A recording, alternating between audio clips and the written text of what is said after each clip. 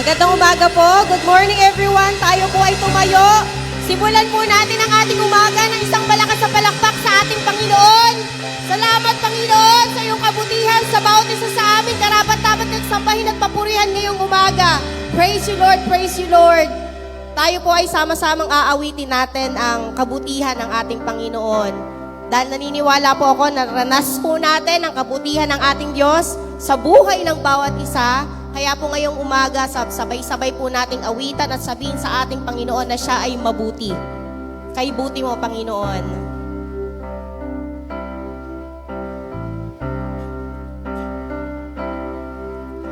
Kay buti-buti mo, Panginoon,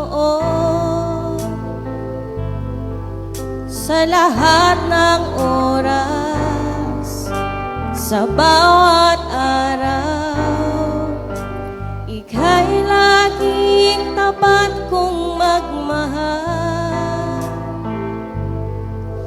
Ang iyong kaawa ay magpasawalang hanggan. Kay buti-buti mo, Panginoon. Kay buti-buti mo, Panginoon, sa lahat ng oras, sa bawat araw, ika'y laging tapat kong magmahal. Ang iyong kaawa ay magpasawalang hanggan. Pinupurit, sinasamba kita, dakilang Diyos at Panginoon. Tunay ngang ika'y walang katulad, tunay ngang ika'y di nagbabago. Mabuti ang Diyos na sa atin nagmamahal. Sadyang kay buti mo, Panginoon. Kay buti-buti mo, Panginoon, sa lahat ng oras, sa lahat ng oras, sa bawat araw, sa bawat araw. Yes, Lord! Ika'y laging tapat kong magmahal. Ang iyong kaawa ay magpasawalang hanggan. Pinupuri ka, Panginoon. Pinupurit, sinasamba kita, dakilang Diyos at Panginoon. Tunay ngang ika'y walang katulad, tunay ngang ika'y di nagbabago. Mabuti ang Diyos na sa ating nagmamahal. Pinupuri ka namin, Panginoon. Pinupurit, sinasamba kita, dakilang Diyos at Panginoon. Tunay ngang ika'y walang katulad, tunay ngang ika'y di nagbabago. Mabuti ang Diyos na sa atin nagmamahal. Pinupuri ka namin, Panginoon. Pinupurit, sinasamba kita, aming Diyos, dakilang Diyos at Panginoon. Tunay ngang ika'y walang katulad, tunay ngang ika'y di nagbabago. Mabuti ang Diyos na sa ating nagmamahal. Kay buti mo, Diyos, mabuti ang Diyos na sa ating nagmamahal. Sa tiyang kay buti mo, mabuti ang Diyos na sa ating nagmamahal. Pwede po ba nating bigyan ng palakpak ang ating mabuting Diyos? Sa tiyang kay buti mo, aming Panginoon. Maraming salamat sa iyong kabutihan, Panginoon. We thank you, Lord. Hallelujah.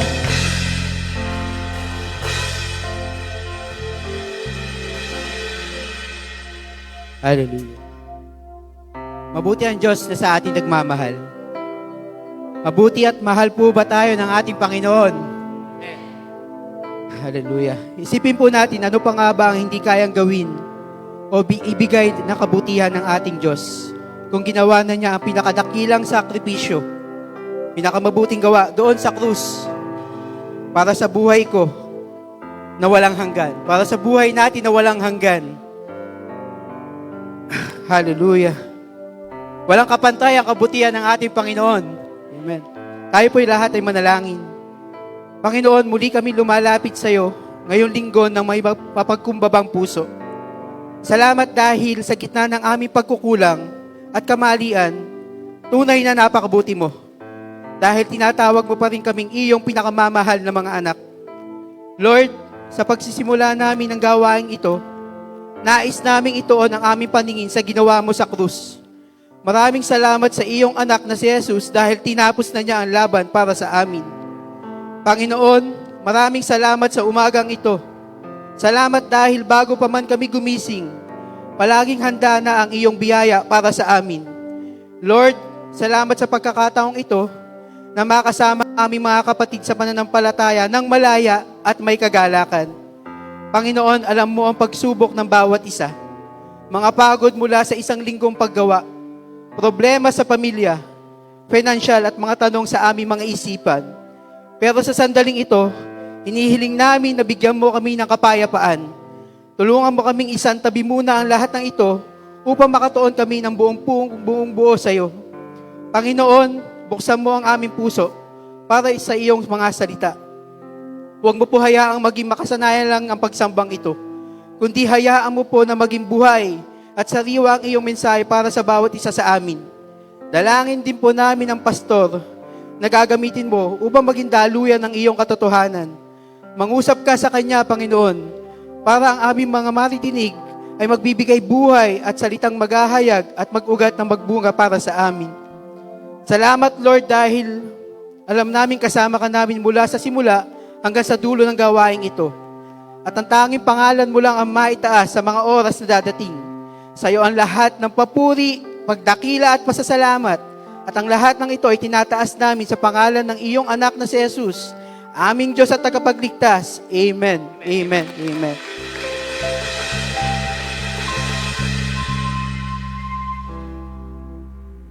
Yan, magandang umaga po sa inyong lahat.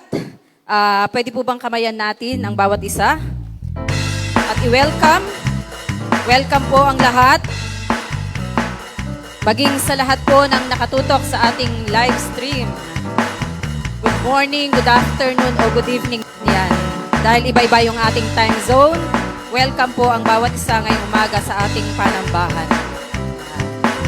Welcome, welcome, welcome.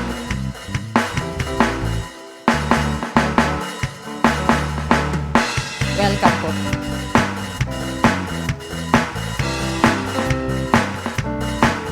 Okay. Thank you po, music team. Salamat. Tayo po'y manatiling nakatayo at sama-sama po nating tutunghayan ang salita ng Diyos na ngayong umaga ay ating pag-uusapan. Mula po sa New Filipino Version at sa New International Version. Unang sulat ni Pablo sa mga Kristiyano sa Korinto, Kabanatang 15, talatang 17 hanggang 20. At kung hindi binuhay uli si Kristo, walang kabuluhan ang inyong pananampalataya at hindi pa naalis ang inyong mga kasalanan. And if Christ has not been raised, your faith is futile, you are still in your sins. 18. At lilitaw na yung mga namatay na nananampalataya kay Kristo ay napahamak. Then those also who have fallen asleep in Christ are lost. 19. At kung sa buhay lang na ito ang pag-asa natin kay Kristo, tayo na ang pinakakawawa sa lahat ng tao. If only for this life we have hope in Christ, we are to be pitied more than all men. And 20, ngunit si Kristo ay muling binuhay at siya ang pangunahin ng mga natutulog. But Christ has indeed been raised from the dead, the first fruits of those who have fallen asleep. Let's pray. Ama naming nasa langit, Diyos na makapangyarihan, salamat po sa araw na ito at sa panibagong pagkakataong muli kami makakapakinig ng iyong mga salita. Dalangin po namin sa pangalan ni Jesus na buksan mo ang aming mga puso upang maunawaan ang kapangyarihan ng muling pagkabuhay ng aming Panginoong Jesus. Ipaunawa mo po sa amin ang iyong mensahe sa likod ng mga salitang ito na aming binasa sa aming kapanahunan, bagamat ito po ay sulat para sa mga taga-Korinto. Salamat sa iyong dakilang pag-ibig na ipinakita mo sa pamagitan ni Jesucristo. Naway mapuno kami ng pag-asa, pananampalataya at bagong lakas. Sa pangalan ni Jesus, ito po ay aming panalangin. Amen. Ayan, maaari na pong maupo ang lahat. Quick announcement lamang po sa lahat po ng youth na nasasama, nabigyan po ng parental consent para po sa youth camp sa May 11 and 12. Pwede pong makipag-ugnayan na kay Ate Maymay. Ate Maymay, tayo ka nga please para ma-recognize ka. Ayan. Pakibigay po, pakibalik na po sa kanya yung inyong mga signed parental consent. Okay? At nagpa-final na po ng seating arrangement dun sa bus. Okay, so anyway, last month ay pinag-usapan po natin buong buwan yung ating tema, The Man on the Cross, kung saan sa pangatlong linggo, third Sunday, ay tinalakay po natin ang finished work of Christ. Tinapos na gawain ng Panginoong Hesus, kung saan ay kusa niyang ibinigay ang kanyang buhay doon sa krus ng Kalbaryo. Pero, pagkaraan ng 3 araw, nabuhay na muli ang Panginoong Hesus. Tama po ba yun? So, siya'y namatay, and after 3 days, siya po ay muling nabuhay. Tama po? Amen? So, hindi po siya nanatiling patay. Hindi natapos ang kwento sa krus. Hindi natapos ang kwento sa libingan. Ang Panginoong Hesus ay muling nabuhay.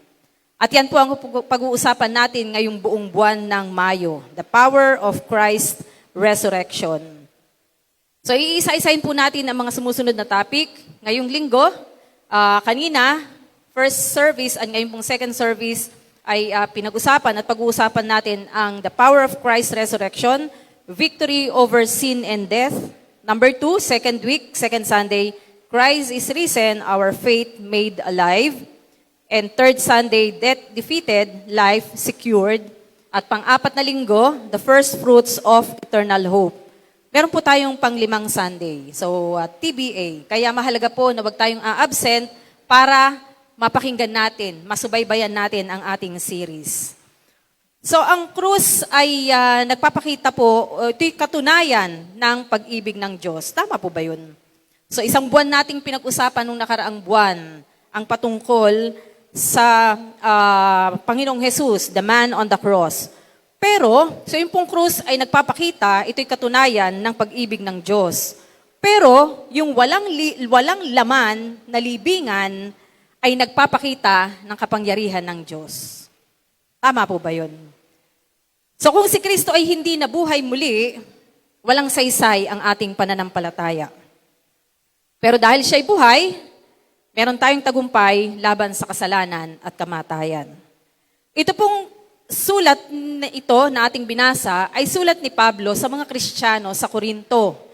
Ito pong lungsod ng Corinth o ng Korinto ay maunlad na lungsod. Pero puno ng imoralidad.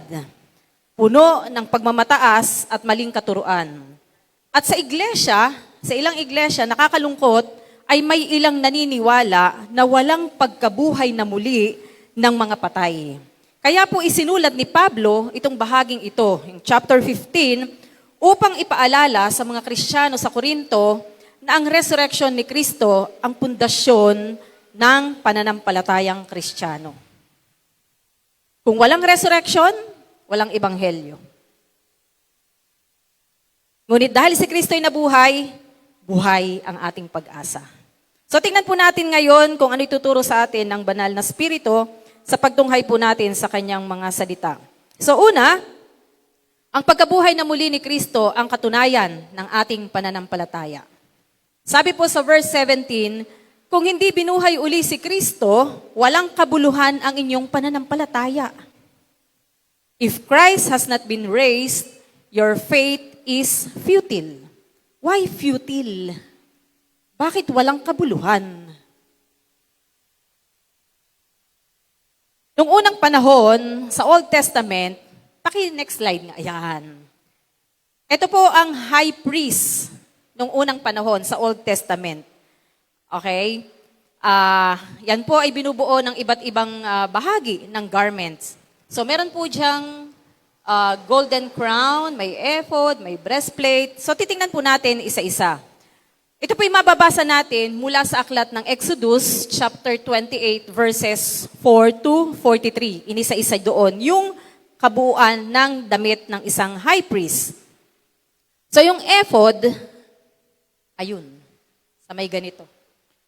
Ito po yung damit na parang vest na gawa sa gold, blue, purple at scarlet na sinulid. Meron po siyang 2 batong onyx dito sa mga balikat. So, ang kahulugan, ito po yung nangangahulugan na ang pangalan ng mga tribo ng Israel ay nakaukit sa mga bato. At ang simbolo, ito'y sumisimbolo na dala-dala ng pari ang mga tao sa harapan ng Diyos. So, meron din siyang tinatawag na breastplate. Ayan. Ito po yung square pouch, ayon, na merong sinusuot sa dibdib na naglalaman ng 12 mahahalagang bato, isa para sa bawat tribo. So, ito po yung nangangahulugan na dala-dala ng pari ni high priest sa kanyang puso ang Israel, ang buong Israel, before God. Blue robe. Nakikita ninyo yung kulay blue. Sinusuot po yan sa ilalim ng ephod. Yan po, ang laylayan niyan ay merong mga kampanang maliliit at mga granada. May kampana at granada o pomegranate sa ilalim, sa laylayan.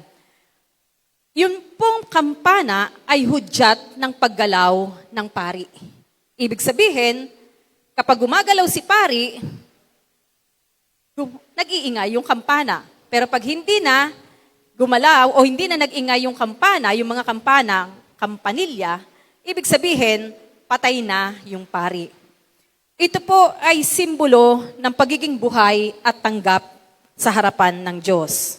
At syempre, meron din siyang turban. Meron din siyang sash. Ayan.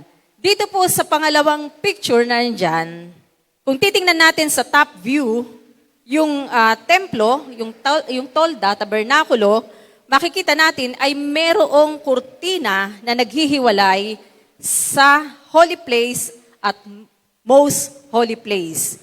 Ang great high priest lamang ang nakakapasok sa lugar na yon upang dalahin yung handog. Ayan. So meron po diyang kurtina. Ay, nawala na naman.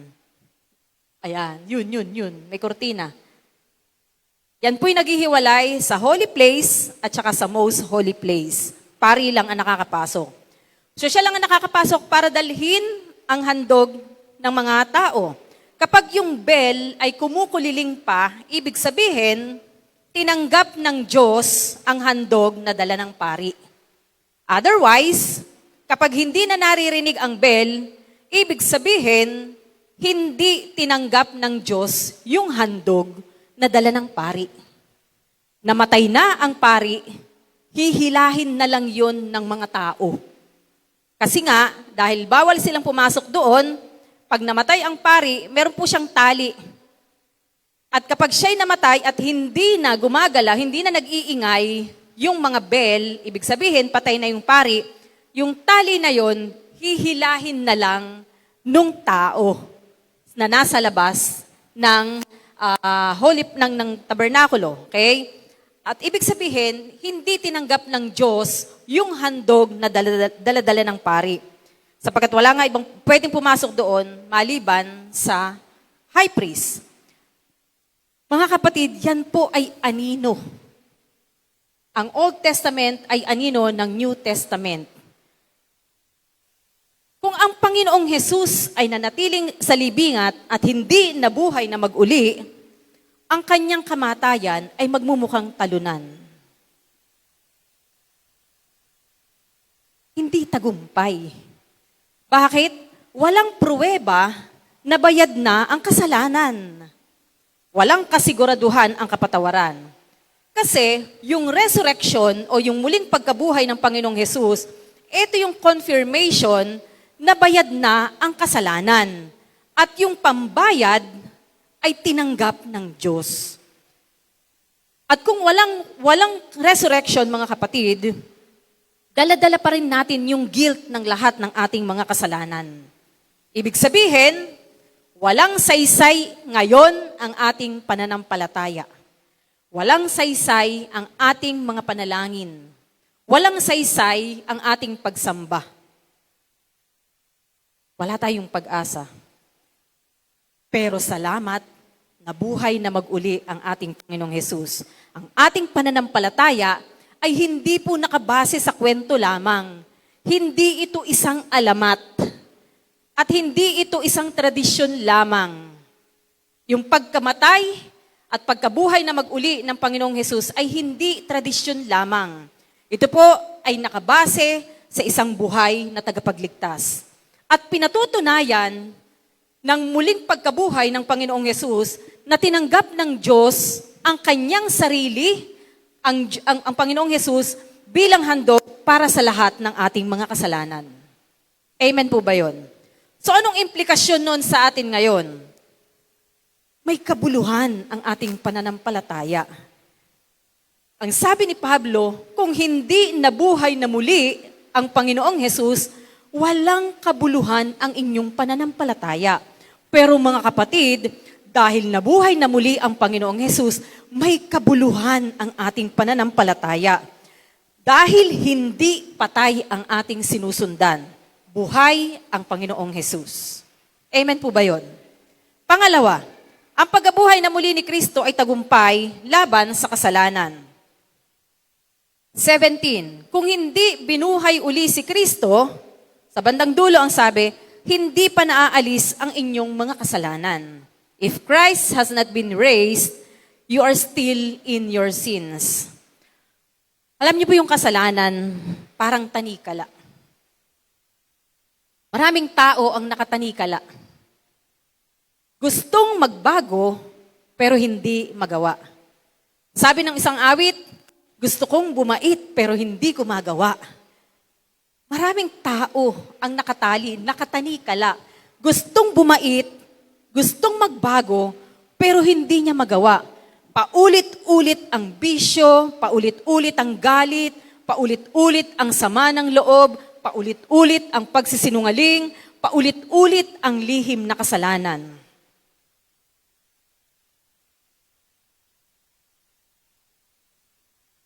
Tanungin nyo nga sarili nyo, kasama ba ako dun? Pero mga kapatid, ang mabuting balita, dahil nabuhay ang Panginoong Hesus, may kapangyarihan na tayong kumawala sa kasalanan. Bakit hindi tayo kumakawala sa kasalanan? Kasi bakit gusto pa rin kasi natin dun sa kasalanan. Yung kasalanan kasi masarap sa pakiramdam, maganda sa paningin, masarap sa panlasa. Pero dahil buhay ang Panginoong Hesus, mula sa kanyang pagkakalibing, siya'y nabuhay na mag-uli, may kapangyarihan na tayong kumawala sa ating kasalanan. It's just a matter of choice. Aalis na ba ako dito o mananatili pa ako dito? Hindi lang niya tayo pinatawad sa ating mga kasalanan, binigyan niya tayo ng bagong buhay.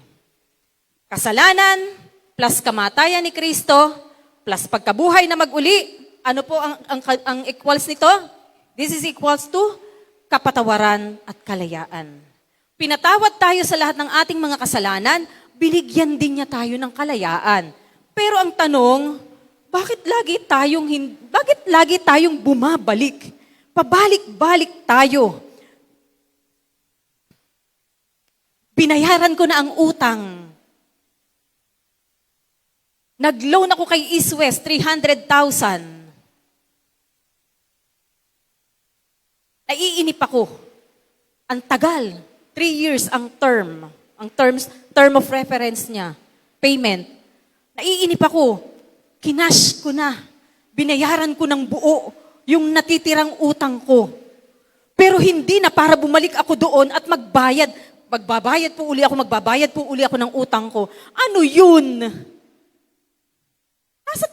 Nasa tamang kaisipan ba yung tao na yun? Bayad na ang kasalanan, pero pabalik-balik siya para magbayad ng pabayad na ang utang, pero pabalik-balik siya, binabayaran niya pa rin yung utang na binayaran niya in full payment. Mga kapatid, Binayaran na ng Panginoong Hesus ang lahat ng ating mga kasalanan. Huwag na po baga nating balik-balikan ang ating mga kasalanan. O baka iniisip natin, tutal, meron naman nagbabayad ng kasalanan ko, uutang na lang uli ako. Tutal, babayaran ng Panginoong Hesus. Ay nako, maling kaisipan. Kaloka. 2 Peter 1:3, tinanggap natin sa pamamagitan ng kanyang kapangyarihan ang lahat ng bagay na magtuturo sa atin upang mamuhay ng tapat sa Diyos. Ito'y dahil sa ating pagkakilala kay Jesus na siya ring tumawag sa atin upang bahaginan ng kanyang karangalan at kapangyarihan. His divine power has given us everything we need for life and godliness through our knowledge of Him who called us by His own glory and goodness. Para bang isang bilanggo, binuksan na yung selda. Pero para siya lumaya, kailangan niyang lumabas mula dun sa selda. Pag hindi siya lumabas dun sa selda, ay bilanggo pa rin siya. Mga kapatid, ganyan po ang eksaktong ginawa sa atin ng Panginoong Hesus. Binuksan ni Kristo ang pintuan ng kalayaan, kinakailangan lumabas tayo, lumakad tayo papalabas mula doon sa bumibilanggo sa atin. Pero ang tanong, nasa na tayo ngayon? Huwag na tayong manatili sa guilt. Kung ikaw ay na kay Kristo, pinatawad ka na ng Diyos.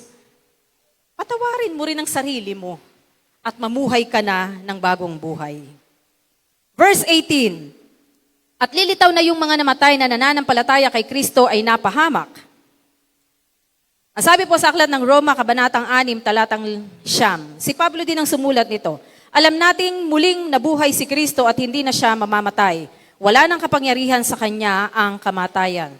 Kung hindi nabuhay na muli ang Panginoong Hesus, anong sabi ito sa ating binasa? Lilitaw na yung mga namatay na lilitaw na yung mga namatay na nananampalataya kay Kristo ay napahamak. Kung hindi nabuhay na mag-uli ang Panginoong Hesus, pero siya'y nabuhay na muli. Marami ang natatakot sa kamatayan. Ayaw pag-uusapan yung kamatayan. Ayoko po talagang pinag-uusapan yon kahit noon pa. Pero nasanay na rin ako. Kasi wala naman talaga akong ibang pupuntahan. Wala tayong ibang pupuntahan. Walang nakakaalam kung kailan dadating. Sorry. Who would have thought? Magdadalawang buwan na ngayon.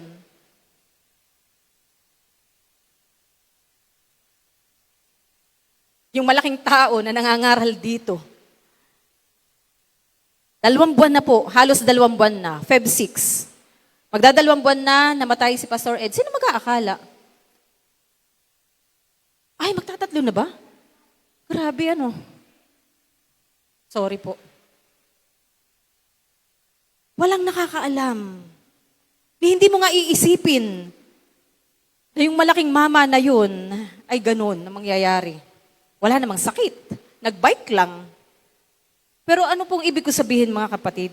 Walang nakakaalam kung kailan dadating sa atin ang kamatayan. At masakit mawalan ng mahal sa buhay. Pero para sa ating lahat na mga nanampalataya, ang kamatayan ay hindi katapusan. Amen po ba yun?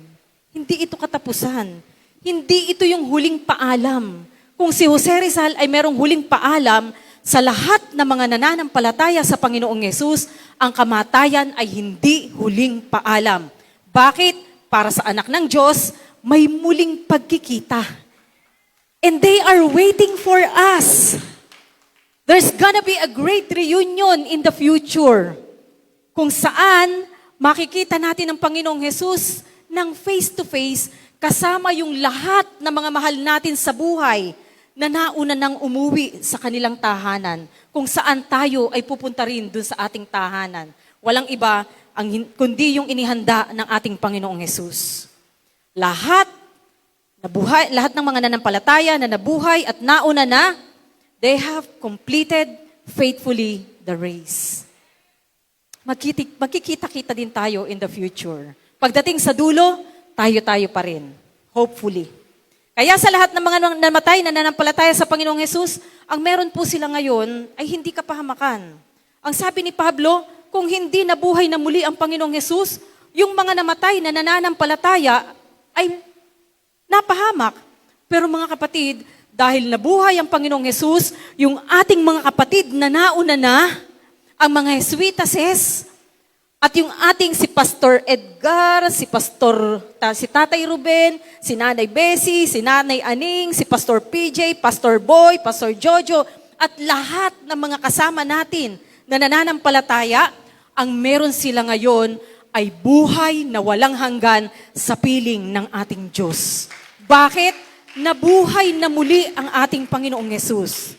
At dahil nabuhay na muli ang ating Panginoong Hesus, tayo ngayon na nananatiling buhay, meron din tayong buhay na pag-asa na kung sakaling tayo ay mamatay, tayo din ay muling bubuhayin niya pagdating ng panahon.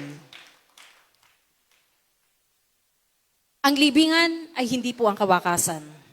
Actually, ito po'y pintuan papunta sa eternity. Ang sabi ni Rick Warren, door to eternity daw. Death is the door to eternity. Ay, paano kang pupunta sa buhay na walang hanggan kung hindi ka muna mamamatay? Ano, dito ka na lang? Ay, siya, bahala ka. Una-una nga lang, mauna na kayo. Mauna na sila.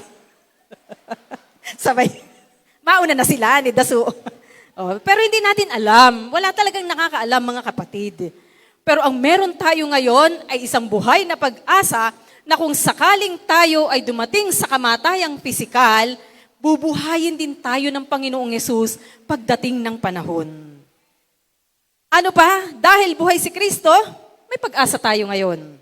Verse 19, at kung sa buhay lang na ito ang pag-asa natin kay Kristo, tayo na ang pinakakawawa sa lahat ng tao. Bakit daw kawawa? Bakit kawawa? Kung hindi nabuhay na muli ang Panginoong Hesus. Una, nagtitiis tayo, nagsasakripisyo tayo, para lamang dito sa lupa. Ay samantalang ang mundong ating ginagalawan, magugunaw din pagdating ng panahon. Walang saysay ang ating mga pagtitiis. Walang saysay ang pag-iwas natin sa kasalanan kasi dito lang din pala naman tayo. Pero salamat, nabuhay ang Panginoong Hesus, kaya ang pag-asa natin ay hindi lamang dito sa lupa, na isang araw ay magugunaw, kundi ang pag-asa natin sa Panginoong Hesus ay lagpas sa buhay na ito.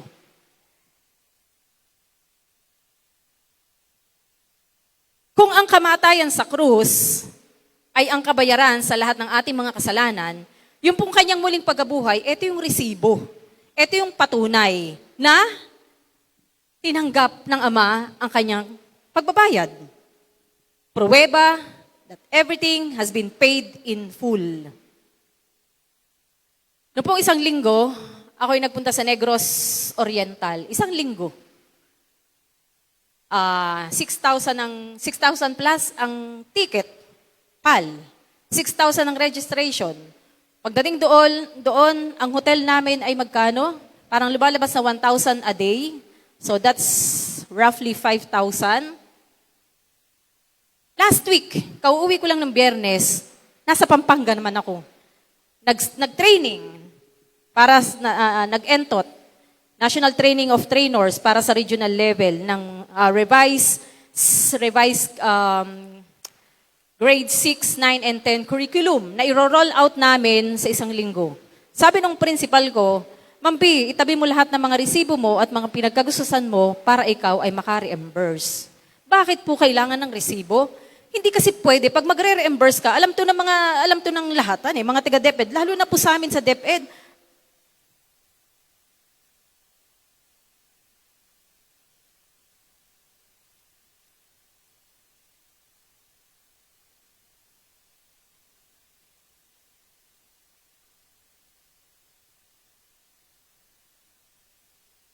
sabi ng principal ko, itabi mo Ma'am P lahat ng resibo mo at para ikay maka-reimburse. Bakit kailangan ng resibo? Hindi po pwede na hindi ko pwedeng sabihin kay finance officer namin na Ate Luz, ako'y nagpunta ng ganito ang nagastos ko. Walang pruweba. Kinakailangan, may MOV, may means of verification. Yan po ang buhay namin sa DepEd. Lagi kami may means of verification. Kaunting kibot, picture. Kasi kailangan namin yung patunay. Ito po yung resibo na magpapatunay na ako ay talagang nagbayad ng ganung halaga. Kung walang resibo, walang reimbursement, walang patunay, walang pruweba. Mga kapatid, hindi po tayo ang pinakakawawang tao sa buong mundo. Bakit? May pruweba na bayad na ang lahat ng ating kasalanan at yun ay ang muling pagkabuhay ng ating Panginoong Hesus. Salamat at nabuhay siyang muli. And now, tayo po ang pinakamapalad na nilalang sa buong mundo. Sa lahat ng mga nananampalataya sa ating Panginoong Hesus, tayo ang pinakamapalad na tao sapagkat merong pruweba na binayaran na ang ating mga kasalanan at yun ay walang iba kundi ang pagkabuhay na muli ng ating Panginoong Hesus. Pang-apat, ang salitang ngunit ang nagbago ng lahat. Ang sabi po sa verse 20, ngunit si Kristo ay muling binuhay at siya ang pangunahin ng mga natutulog. Sabi po ni Pablo sa mga Kristiyano sa Filipos, Kabanatang 3, talatang 10 at 11, ang tanging hangad ko ngayon makilala si Kristo at maranasan ang kapangyarihan ng kanyang pagkabuhay, makihati sa kanyang mga hirap at matulad sa kanyang pagkamatay. 11, sa pag-asang ako may muling bubuhayin. Yung kapangyarihan ng pagkabuhay na muli ng Panginoong Hesus, ito yung nagbabago ng ating mga puso. Ito yung nagpapalaya sa mga tao sa ating mga kasalanan at nagbibigay ng lakas ng loob sa panahon na tayo dumadaan sa iba't ibang pagsubok ng buhay. At ito rin yung kapangyarihan na yon ng pagkabuhay na muli ng ating Panginoong Hesus ang nagbubukas ng panibagong simula sa lahat ng mga nananampalataya sa Kanya. Because Jesus lives, our faith is not futile. May kabuluhan ang ating pananampalataya. At ang ating mga kasalanan ay pinatawad. Ang kamatayan ay pinagtagumpayan ng ating Panginoong Hesus. At itong pinakamasaya, nakakapanabik, our future is secure in Christ Jesus. Sa lahat ng mga nananampalataya sa Kanya, ang ating future, ano yung future na naghihintay sa atin? Buhay na walang hanggan sa piling ng Diyos. Ito'y secure na. Ginawang secure ng Panginoong Hesus. Alam niyo po, ako po ay laging nanonood, kaano to si Ate Gina dito, katunada ko to sa panonood ng buhay ng mga hari at ng mga reyna at ng mga prinsesa. Si Princess Diana, di ba? Nagkakaintindihan kami niyan. Basta kay Princess Diana. Ako'y fan ni Princess Diana. Si Princess Diana, bago muna siya nakipag-divorce, si Prince Charles ay, bago siya ikinasal kay Princess Diana, ay meron na talaga siyang lumang pag-ibig. Yun yung reyna ngayon, si Camilla. Okay? So, ang ginawa ni Prince Charles, pinakasalan pa rin si Diana, that during that time was 19 years old lang. Walang kamuwang-muwang. Napaka-batang-bata. So, habang ikinakasal si Diana, hindi siya nakatingin. Ito yung confession ni Diana. Hindi siya nakatingin sa kanyang asawa. Ang tinitingnan niya na nasa audience ay si Camilla. Tigas naman ang mukha nun. Talagang umattend pa ng kasal, ng fairy tale wedding of the century. So, nakatingin siya kay Camilla. Pero ganun pa rin, nagsama pa rin silang dalawa, nagkaroon sila ng dalawang anak, si Harry at saka si William at si Harry. Dumating yung panahon, hindi na nakayanan ni Diana ang pakikisama kay Charles. So, bawal kasi sa kanila ang malaking issue sa royal family, ang divorce. Pero nakipag-divorce siya kay Charles. Pero, bago siya nakipag-divorce kay Charles, sinecure niya yung kanyang mga anak. Una, ang condition niya, makikipag-divorce ako, pero hindi aalisin sa akin ang title na Princess of Wales. Dahil walang dalawang tao ang pwedeng maging Princess of Wales. So, pumayag si Queen Elizabeth. Ano pa? Hindi magkakaanak si Charles kay Camilla. So nung una, ang interpretation ng maraming tao ay napaka-selfish ni Diana. Kasi kahit hiwalay na siya, kasi matik yun pagka napahiwalay ka na sa royal family, lahat ng meron ka, wala na. Pero kay Diana, sinecure niya yung kanyang title na Princess of Wales. So, ganun na nangyari. Tapos, hanggang sa namatay sila, sabi ng panganay na anak, Prince William, ngayon, ay pinagpapasalamat niya na si Diana ang kanyang nanay, ang kanyang magulang. Kasi bakit? Bago namatay si Diana, sinecure silang magkapatid. Kasi hindi pwedeng magkaroon ng dalawang Princess of Wales. So automatic, kahit kinasal na si Charles kay Camilla, hindi niya kailanman makukuha yung title na Princess of Wales. At ano pa, hindi siya magkakaanak. Kasi kung magkakaanak sila, pwedeng maging at risk ang hierarchical position ni William. Kaya nagpapasalamat si William. Ano pong ibig sabihin, mga kapatid? Dahil ang Panginoong Jesus ay nabuhay, yung sinecure ni Diana para sa kanyang dalawang anak, pang dito lamang yun sa lupa. Sinecure ang future ng kanyang dalawang anak. Pero ang Panginoong Jesus, nang siya'y mamatay at kusang ibinigay ang kanyang buhay para bayaran ang lahat ng ating mga kasalanan, hindi security sa lupa ang ibinigay sa atin ng Panginoong Jesus. Ang Panginoong Jesus ay hindi namatay at nabuhay na mag-uli para lamang paginhawahin ang buhay natin dito sa lupa. Na eventually, matatapos din at itong mundong ating ginagalawan, ito po'y mapaparam din. Pero ang security na iniwan sa atin ng Panginoong Hesus ay ang buhay na walang hanggan kung saan sa lahat ng mga mananampalataya ay kakasamahin niya sa buhay na walang hanggan doon kung saan wala ng pagluha at wala ng sakit at karamdaman. Ano naman, kung ako'y maging reyna pagdating ng panahon, ano naman kung makamtan ko ang lahat ng yaman sa mundo? What shall a man, sabi sa Matthew 16:26, what shall a man profit if he gains the whole world, yet forfeits his own soul? Mga kapatid, ang sinecure ng Panginoong Hesus sa bawat isa sa atin ay ang buhay na walang hanggan kasama niya. Salamat. Nabuhay na mag-uli ang Panginoong Hesus. Dahil kung hindi siya nabuhay na mag-uli, walang security ang ating kinabukasan. Pero dahil siya nabuhay na mag-uli, we can rest assured na mayroon tayong mamanahing buhay na walang hanggan pagdating ng panahon.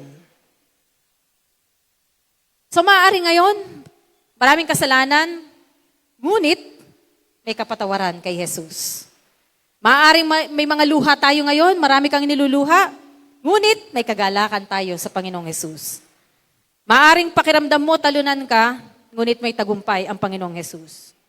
Maaaring tila madilim ang lahat, ngunit may liwanag ang Panginoong Jesus. Mga kapatid, ito po'y pandito lamang sa lupang itong ating ginagalawan. Pero higit pa dyan, ang security na inihanda ng Diyos sa bawat isa. So ano pong tinuturo sa atin, in general, ng mga salitang ating binasa? Ang muling pagkabuhay ng Panginoong Jesus ay patunay, una, may kabuluhan ang ating pananampalataya. At dahil pinagtagumpayan niya ang kasalanan, mamuhay naman tayo na may kabanalan. Sapagkat doon po tayo tinawag mga kapatid, be thou holy as your Father in heaven is holy. Tayo po'y mabuhay na may kabanalan. Palayain na natin ang ating mga sarili sa kasalanan na lagi na lang nating binabalik-balikan. Bayad na yun. It is already paid in full. Huwag na nating balik-balikan. O baka iniisip natin, total, may tagapagbayad naman Pwede namang umutang uli. Mangungutang na lang uli ako kasi meron namang magbabayad. Ang sabi ni Pablo sa Aklat ng Roma, Kabanatang 5, talatang 20. Ngunit habang dumarami ang kasalanan, lalong sumasagana ang biyaya. But where sin increase, grace increase all the more. At sa 6, ano ngayon ang sasabihin natin? Magpapatuloy ba tayo sa pagkakasala para managana ang biyaya? What shall we say then? Shall we go on sinning so that grace may increase? Ang sabi ni Pablo, by no means, wag naman. Kasi bakit? Patay na tayo sa kasalanan, kaya hindi na tayo dapat mamuhay sa kasalanan. Ang libingan po ay wala ng laman, mga kapatid. Kasalanan, napagtagumpayan na ng Panginoong Hesus. Wala nang final say ang kamatayan. At si Jesus ay buhay magpakailanman. Kaya tayo din, makakapamuhay tayo na may katagumpayan. So ngayon pong umaga, dito po ako magtatapos.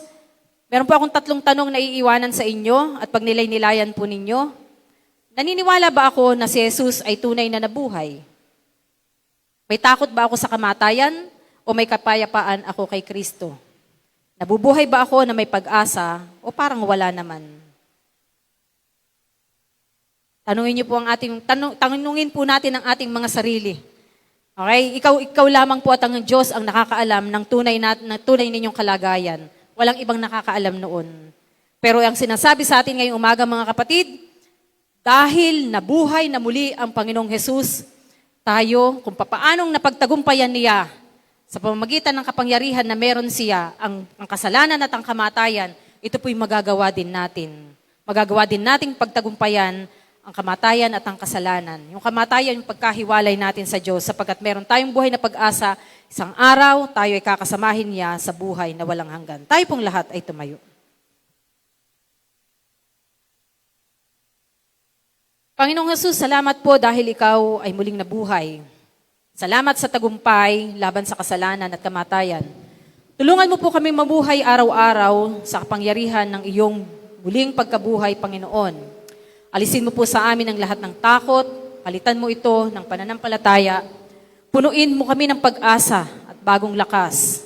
At dalangin namin, Panginoon, sa pangalan po ni Jesus, na ang buhay na aming pinamumuhay, O Diyos, sapagkat kami, lahat ng aming mga kasalanan ay pinagbayaran mo na at pinagtagumpayan mo na, Panginoon, ay iwanan na po namin ng mga iyan. Talikuran na namin ang kasalanan, Panginoon.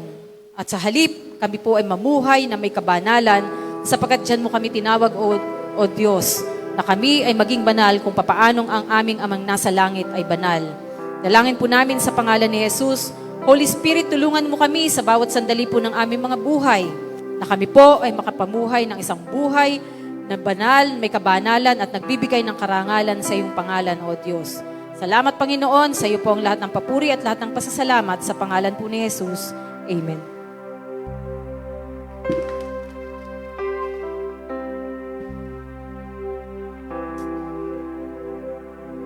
Talaga pong thanks be to God. Amen? Ang sarap-sarap po bang magpasalamat sa ating Panginoong Hesus ngayong umaga? Yes! Thank you, Lord. Dahil po dun sa epekto ng muling pagkabuhay ng ating Panginoong Hesus, nagkaroon po tayo ng buhay na pag-asa, ng living hope sa buhay na walang hanggan kasama ang ating Panginoong Hesus. Di ba po napakaganda? Pwede po ba nating palakpakan ang ating Panginoong Hesus? Thank you, Lord. Thank you, Jesus, for your victory. Thank you, Lord. Thank you, Lord. At dahil naunawaan po natin yon, yung mga taong tunay na nakaunawa, yun po yung mga taong mas dapat mag-celebrate. At tayo po yun. Amen? Let's sing to the Lord, how great is our God. How great is our God. Sing with me, how great is our God. And all will see how great is our God.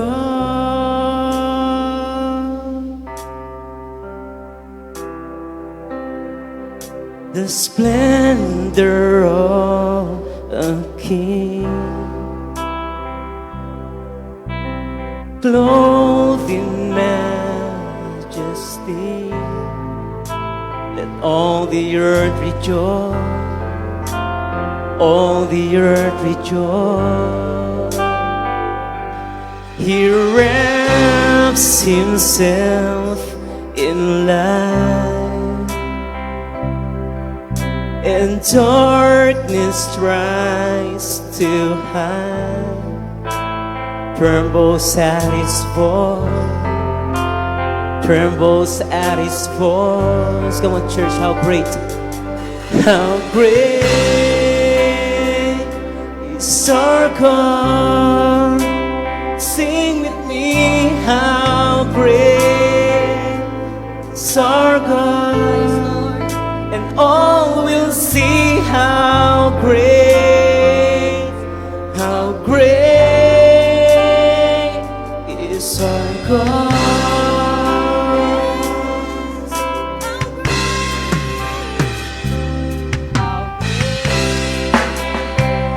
Is our God. Sing with me, how great is our God, and all will see how great is our God.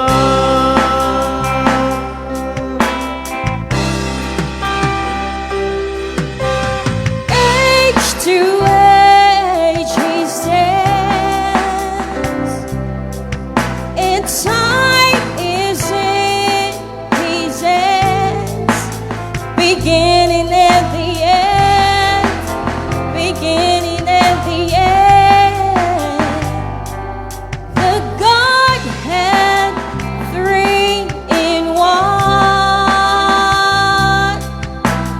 Father, Spirit, Son, the Lion and the Lamb, the Lion and the Lamb. How great is our God!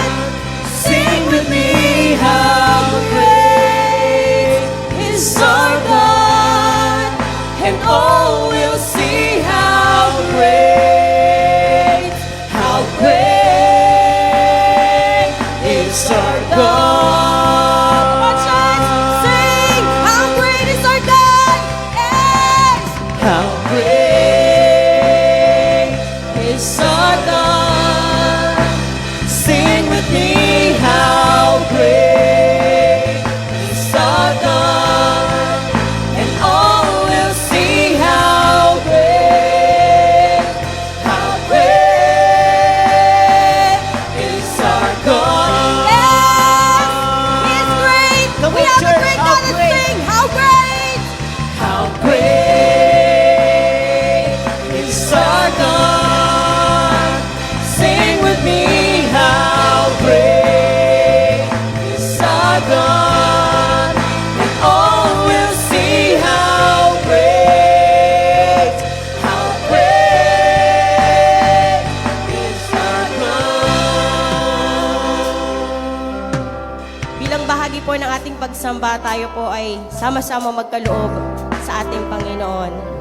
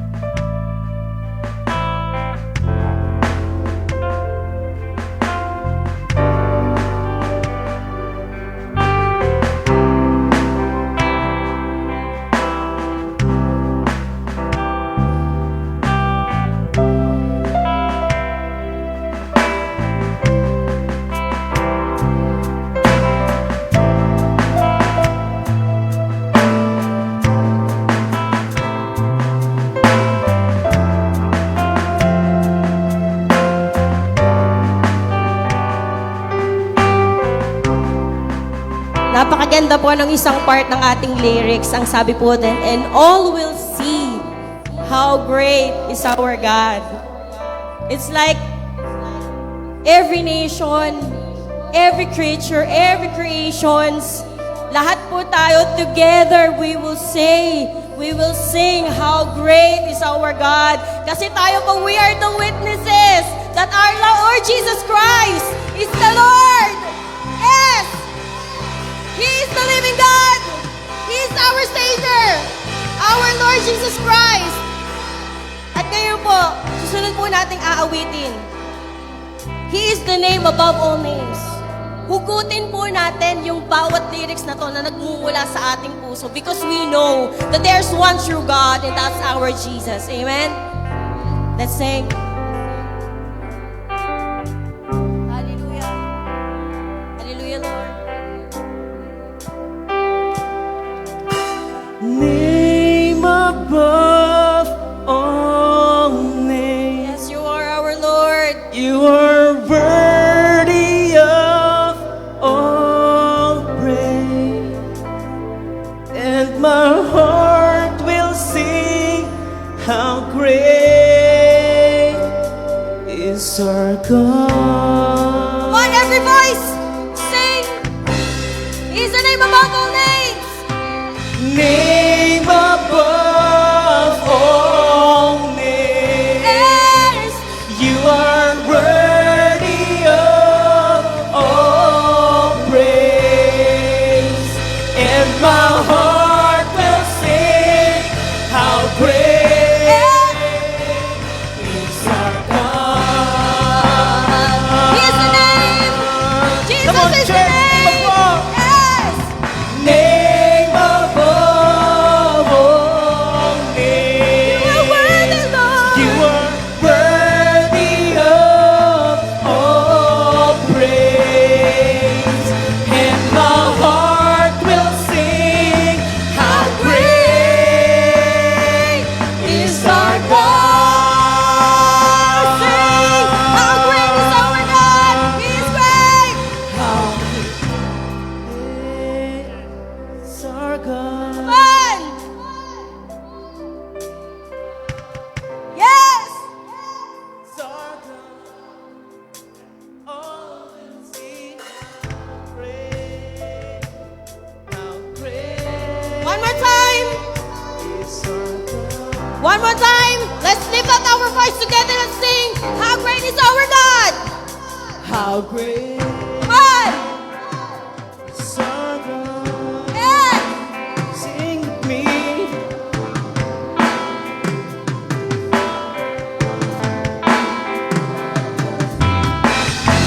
Yes. Great is our Come on, God. church. Lift up your Come on, voice. church, name How above. great. Yes. Name above all names. You are worthy, Lord. You are worthy of all praise, and my heart will sing how great is our God.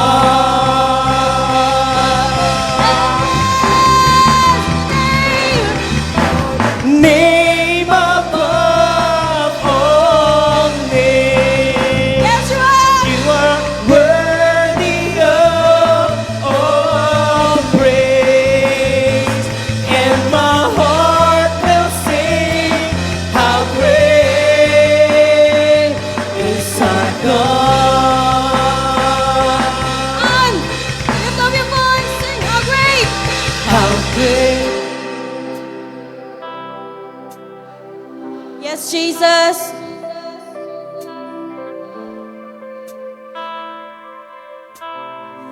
The only name.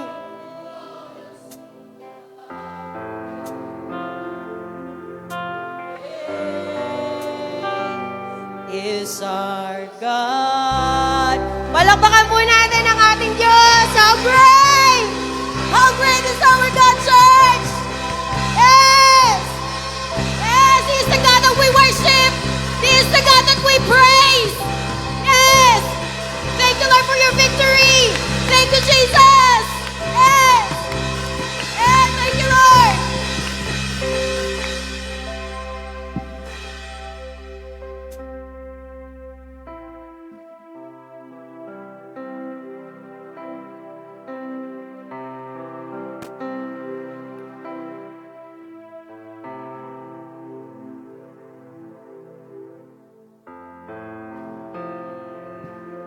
Okay, purihin po natin ang Panginoon. Purihin natin ang Diyos. Let's praise the Lord. Palakpakan natin ang Panginoon. Palakpakan. Let's praise the Lord. Ngayon ay dadako tayo sa ating communion. Maybe some of you are first time to come here. Ito yung ginagawa natin bilang pag-aalala sa ginawa ng Panginoon. Before I start, let us pray. Father in heaven, thank you so much. We glorify your name. You are worthy. You are great. Salamat, O Diyos. Ngayong umagang ito, samahan mo kami bilang pag-alala sa ginawa ng Panginoong Yesus sa aming buhay. Ito po ang aming dalangin sa pangalan ni Jesus. Amen and amen.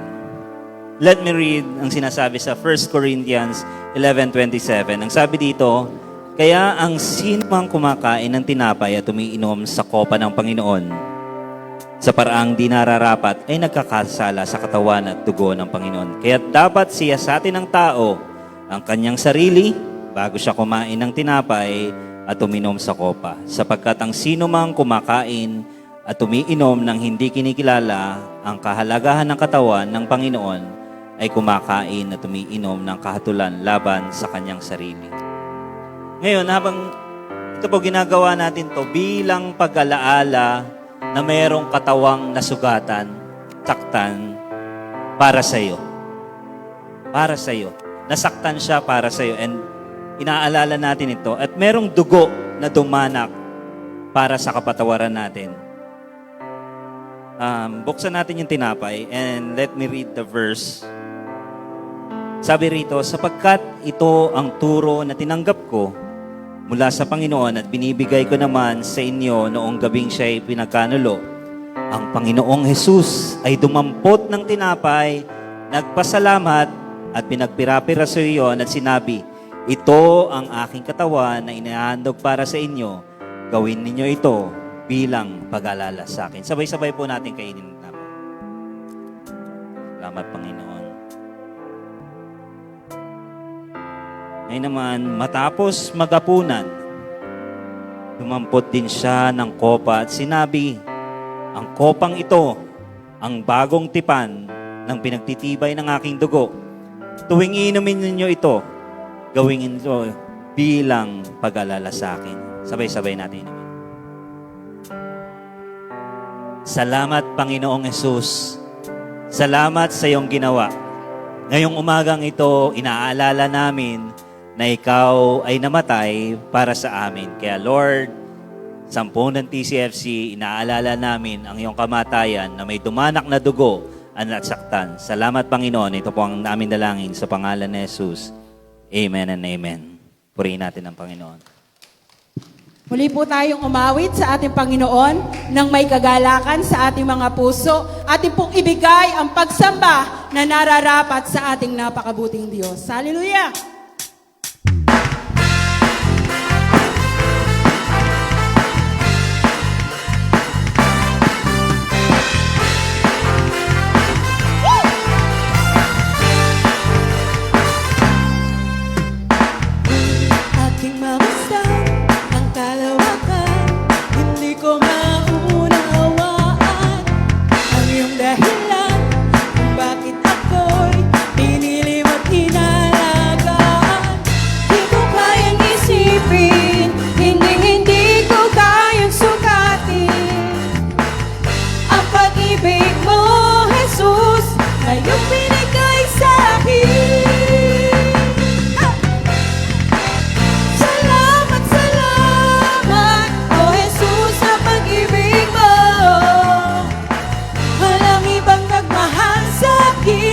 Katulad mo.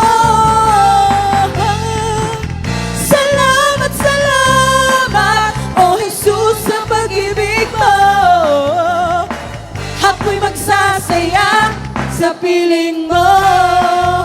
At kung may pagsubok man, ang Diyos ang ating maaasahan sa lahat ng oras. Kung may pagsubok man o kagipitan, ako ay may lalapitan. Ikaw ay sasang aking sandigan, hindi mo ko pababayaan. Hindi ko kayang isipin, hindi ko kayang sukatin ang pag-ibig mo, Jesus, na iyong binigay sa akin.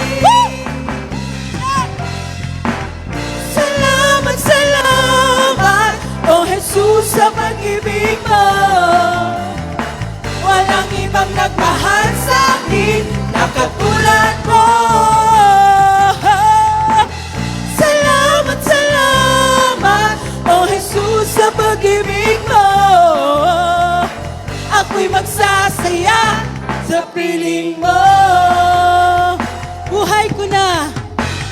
ko na ang purihin ka, buhay ko na ang sa'yo'y sumamba. Wala nang ibang nanaisin pa, kundi pasalamatan ka. Buhay ko na ang purihin ka, buhay ko na ang sa'yo'y sumamba. Wala nang ibang nanaisin pa, kundi pasalamatan ka. Buhay ko na ang purihin ka, buhay ko na ang sa'yo'y sumamba. Wala nang ibang nanaisin pa, kundi pasalamatan ka. Salamat, salamat, oh Jesus, sa pag-ibig mo. Walang ibang nagmahal sa akin na katulad mo. Salamat, salamat, oh Jesus, sa pag-ibig mo. Ako'y magsasaya sa piling mo.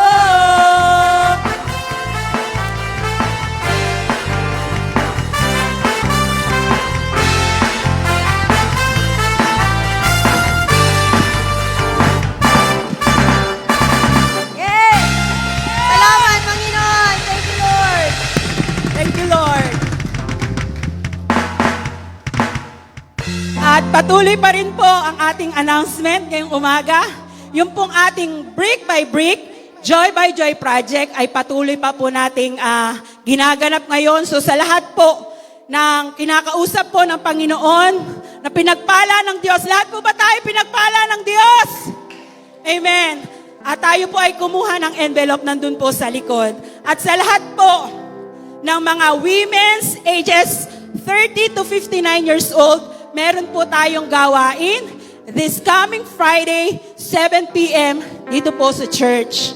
At sa darating po na May 11 and May 12, meron pong gagawin na magaganap na youth camp. Ito po ay sa Zambales. So sa lahat po ng mga kabataan na nabigyan ng parents' consent, pwede na po nating ibigay kay Ate Maymay. So salamat po sa Panginoon. Patuloy po tayong ingatan at pagpalain ng ating Diyos na buhay. Hallelujah!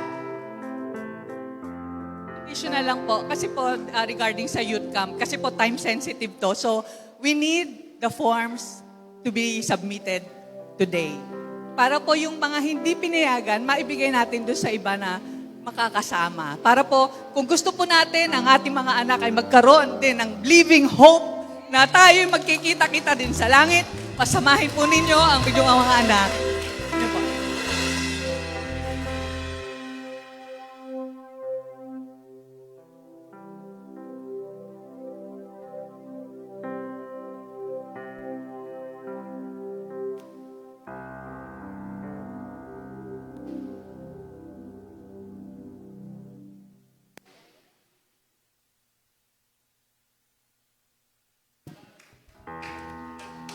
Purihin natin ang Panginoon. Let's praise the Lord. Purihin natin ang Panginoon. Come on, salamat. Salamat sa Panginoon. Salamat. Lord, maraming salamat po ngayong umagang ito. Dakila ka, O Diyos. Let's pray. Lord, maraming salamat po sa iyong kabutihan sa bawat isa. Salamat, O Diyos, sa iyong ginawa sa krus ng Kalbaryo. Salamat sa iyong pagkabuhay, Panginoon. Nagkaroon kami ng pag-asa. Salamat sa iyong mga salita. At Lord, ang mga tao na dumalo ngayong umaga ay nagkaroon ng bagong pag-asa, new hope, and new living hope.